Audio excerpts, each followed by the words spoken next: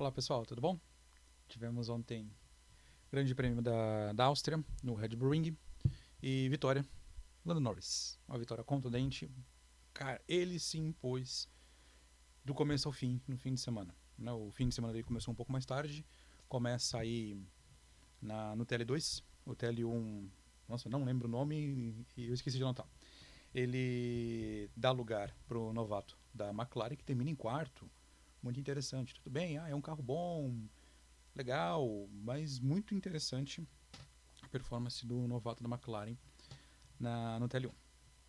Dito isso, vamos só passar um pouquinho aí e falar de como foi a corrida.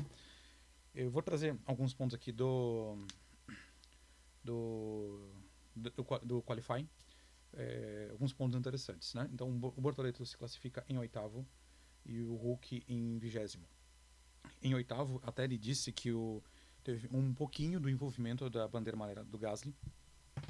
Por um lado, também ajudou ele, porque muitos pilotos ali perderam um pouco do timing. O Piastri disse que na ele diz na entrevista que o Gasly roda à frente dele, mas ele ainda estava na abertura de volta, então ele tem que tirar o pé. Então ele não vem de motor cheio para a abertura da volta.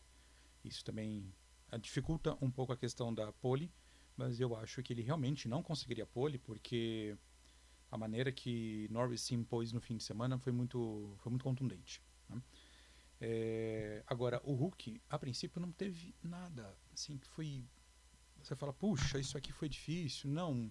Ele simplesmente não pegou a volta na veia como o Bortoleto fez.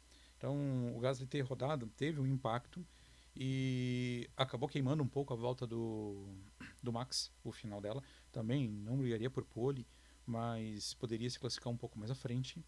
E ele ainda dá o vácuo pro Bortoleto, que também, de certa forma, não vem de motor tão cheio, mas com o vácuo acaba ajudando um pouco. Por isso que eu falei assim, ajuda, mas não tanto assim.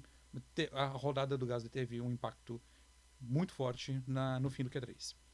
Mudaria a pole? Não acho que mudaria, mas ela maqueia um pouco os tempos. Não acredito também que mudasse tanto o posicionamento. E vendo também, o Bortoleto não faz, pode ser até por não ter um motor tão cheio assim para iniciar o Q3, a volta dele final do Q3, mas a volta dele no Q2 colocaria ele numa classificação melhor. Né? Mas, pois bem, a gente vê também as duas Ferraris se classificando bem em segundo e em quarto. Então foi um qualifying muito interessante. Né? Sainz lá atrás. E ele tem um ponto que ele reclama que o carro tá esquisito. O carro tá perdendo a traseira, o carro tá perdendo. Conforme ele entra na curva, ele sai diferente. E aí a gente tem. Eu tô com minha cola aqui do lado. E aí a gente tem, no começo da. Assim que sai para a Formation Lap, né, para a volta de formação, no Brasil chamado volta de apresentação, assim que tem a Formation Lap, ele não sai. E na onboard, quando até eu estava vendo pela Band, a Band mostra assim, a onboard dele, ele tá lá. Você vê o volante com né? Ele tá em primeira marcha tentando sair. Você vê o carro engatado, acelerando, e ele não sai. E é muito custo, sai e tudo mais. E quando volta, ele tem um princípio de incêndio. Né? E assim, é fogo mesmo. Fogo nos freios. E isso pode ser, né? Pelo menos não vi nenhum comunicado oficial da Williams, mas pode ser um dos problemas que ele pegou no sábado, que ele falou que o carro estava muito ruim no sábado. E tudo bem, o Albon também não foi, deixa eu ver até qual foi a posição de largada do Albon.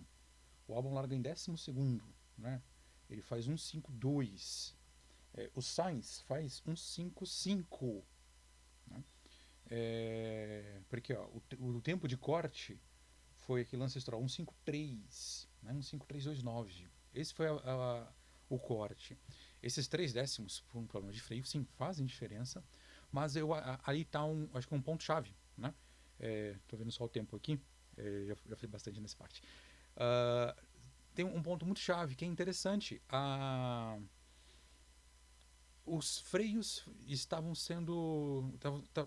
Pode ser que foi esse ponto que o Sainz falou: pô, meu carro tá muito ruim, meu carro tá zoado. Né? Não falou zoado, mas meu carro tá zoado. E, dito isso, o que isso é importante? Né? Por que não se resolveram?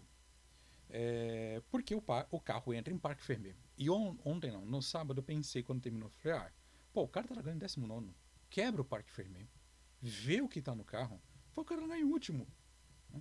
Eu não sei se tem uma punição financeira, não sei se tem. Mas se não tem punição financeira, pode ser assim, uma falta de malandragem, mas num bom sentido, né? Tipo, pô, o cara já tá na última fila, já tá em 19º. Ele não estava em 10º, não estava em 8º, não estava em 12º como o álbum, estava em 19º.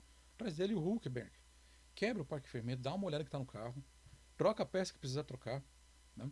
E já larga em último. A Mercedes muitas vezes fez isso com o Bottas em 21 para testar configurações de motor. Então, quantas vezes. Assim, eu me recordo pelo menos três. Pelo menos três. E uma delas, a Mercedes simplesmente abriu o lacre do motor para quebrar o Parque Fermé, para que o Bottas largasse lá atrás com o Max. Só que o Max atropelou ele, né? Não deu nem para fazer a defesa. Se eu não me engano, em Sochi. Se não me engano, em Sochi. E então, faltou um pouco desse jogo. Né? E por que isso é importante? Entra aquilo que o James Wallace falou. A equipe está em evolução. E o que nós estamos vendo na Williams, ela começou bem o ano. A expectativa era alta, porque a Williams vinha nesses 2 últimos anos uma evolutiva. E parece que e ela já começou bem melhor o ano. Então pensávamos dar um salto, não, e ela começou a regredir. Tá dando uma de Aston Martin. E então assim, faltam essas malandragens. Fala, puxa, já estou em último, praticamente. Então, quebra o Parque Vermelho, verifica para não dar o problema que deu no começo da corrida. Isso me lembra a pole do Charles Leclerc em Mônaco, se eu não me engano, 21, onde ele bate e teria que trocar a caixa de câmbio. Só que se ele troca o câmbio, seriam 10 posições, ele trocaria em 11º. A Ferrari resolve insistir, né? Ela truca e na Formation Lap o carro para. Então ele perde a corrida inteira. Né? Em vez de simplesmente perder a posição, ela perde a corrida inteira. O Charles perde a corrida inteira.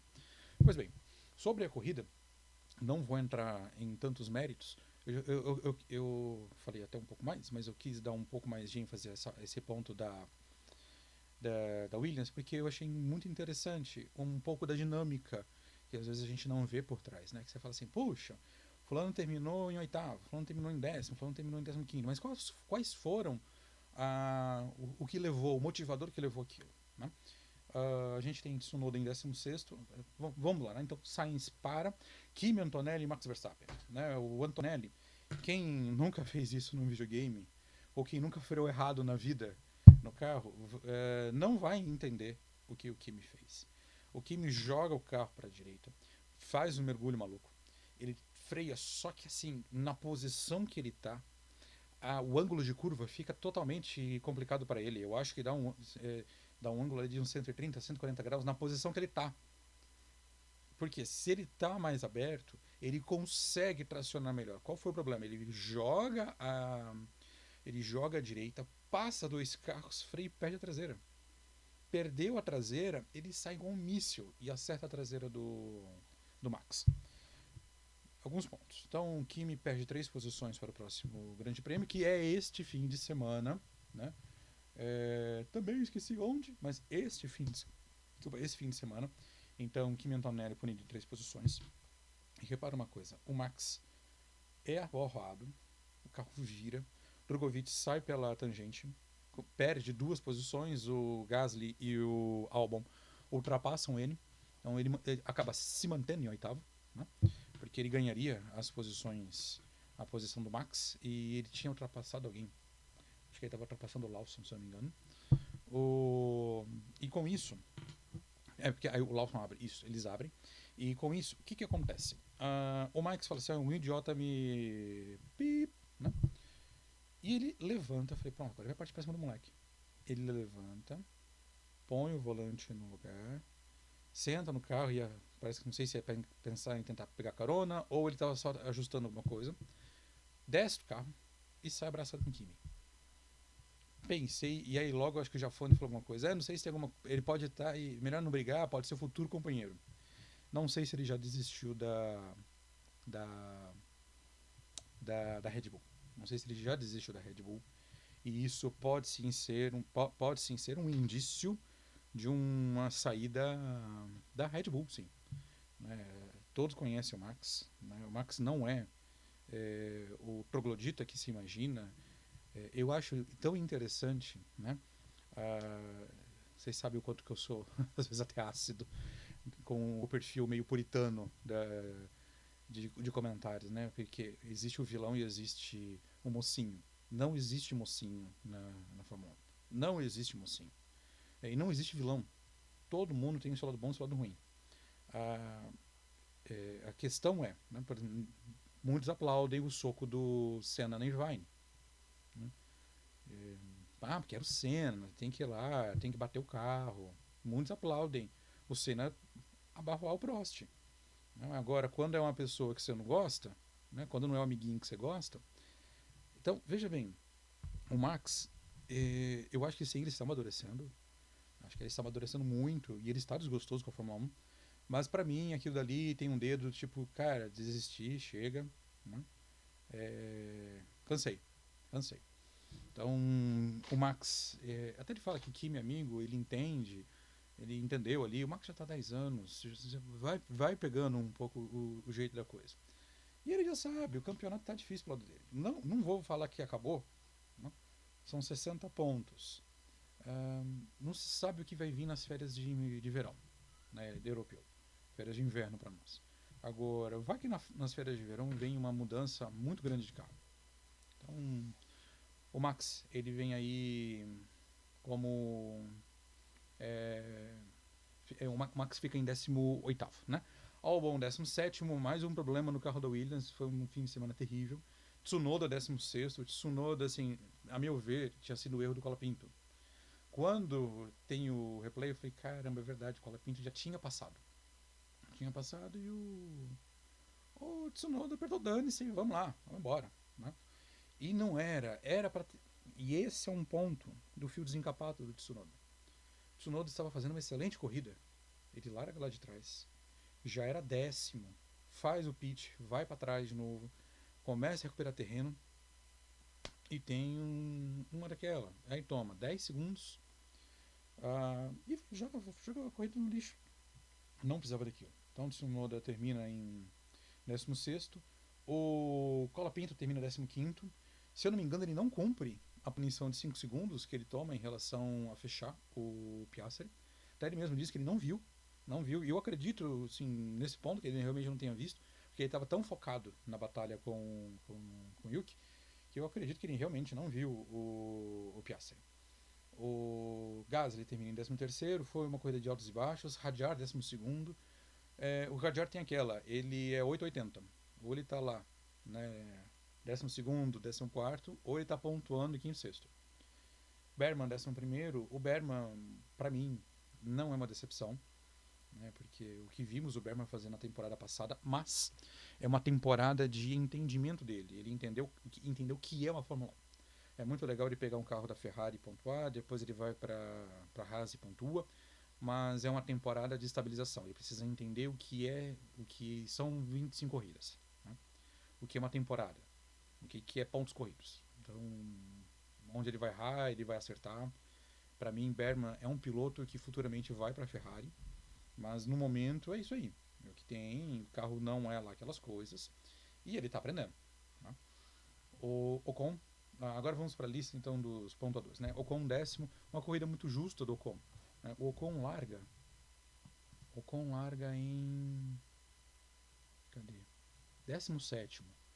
E ele vai se aproveitando, é um cara experiente. Né?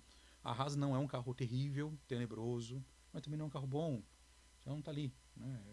Conseguiu mais um ponto para Monegran, Haas, F1, Team, Toyota, Haas, não sei o que, blá blá blá. Né? Então assim, é impressionante esses nomes. Né? Visa, Cash App, Race Bons, F1, Team. É uma desgraceira esses nomes assim. Né? Huckenberg nono, gente, para mim, eu estava escutando a Motorsport ontem E eu vi o comentário do... Nossa, esqueci o nome agora. Do Felipe Mota. E eu concordo com ele. Se a gente fosse ver, o piloto do dia deveria ser o Hülkenberg. Ele larga de 19º e termina em nono. Só que assim, cara, é hora de ser pachequista. Né? É hora de ser pachequista e Bortoleto. Né? E eu acho que até o que engrandece o fato do Bortoleto é ser a primeira corrida que ele pontua depois do que está sendo a temporada. Por quê?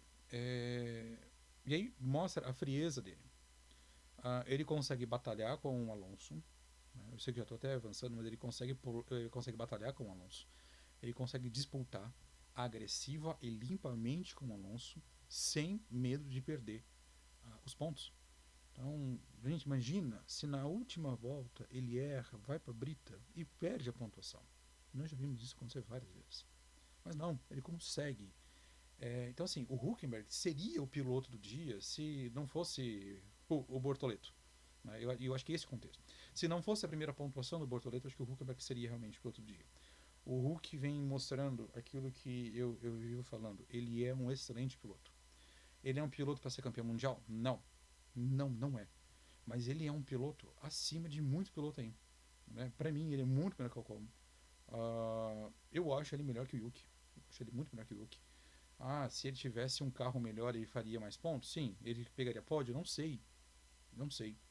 Porque ele realmente teve poucas oportunidades. Eu acho que até tem um vídeo, acho que do Kevin Nicholas, e parece que ele só teve oportunidade umas 3 vezes reais. E não teve. Então, eu ainda torço para um pódio do Hulk. Né? Então, o Bortoleto, já falei, precisava dos pontos. Precisava dos pontos. Alonso mostrando ainda que é o cara. Alonso é o cara. Se vai ser campeão ano que vem, não faço ideia, mas é o cara. Lawson, sexto, corridaça. Né? Não apareceu, fez o que tinha que fazer. Corrida de uma parada, ele tinha que manter os pneus e conseguiu com maestria. Russell, quinto, corrida justa também, não tinha muito mais o que fazer. Hamilton, quarto. O Hamilton briga lá com. Gente, a relação dele com. Eu ia falar com o Lambiase. Com o engenheiro dele é um negócio. E aí está um ponto do Hamilton que eu acho que está acontecendo com o Max. Grandes campeões, quando não tem possibilidade de ser campeão, eles murcham. E o Hamilton é muito notório que ele está murchado. Ele murchou. Né? Não significa que ele não está correndo. Agora, o ano que vem, um carro de regulamento novo, nós vamos entender se realmente o peso da idade chegou, né, ou se era simplesmente falta de motivação. Tá? Leclerc, terceiro. Gente, Piastri e Norris. Eu quero fechar. Nossa, eu queria ter feito 10 minutos, eu estou em 18, mas eu vou fechar aqui rapidinho.